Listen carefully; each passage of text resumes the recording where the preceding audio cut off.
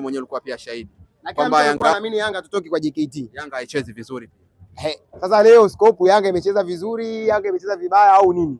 Yanga imecheza vizuri. Wewe kuna mtu utaingia mtandaoni atakwambia Yanga wamempiga kibonde. Yaani hawa hawaaminiki Yanga anacheza vizuri mpaka Yanga tucheze nao.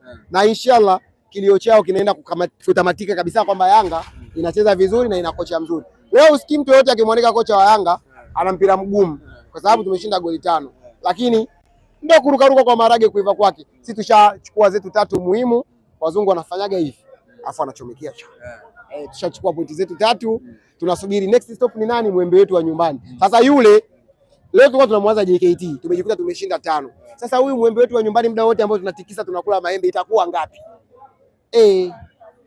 Pacome alikuwa hayupo leo kabisa kwenye mechi. Boka alikuwa hayupo kabisa kaka. Hii Yanga. Nilisikia Ahmed anasema Simba ni nini? Ni mwa. Kwambieni hii ni Yanga ya maziwa na asali. Sasa tende maziwa na asali ukivichanganya vikikutana na mwa, unajua nini kinafuata. Sawa. Yes, Simba yake ya mwa. Sisi Yanga ni ya maziwa na asali na tende. Tunasubiri kukutana na mwa.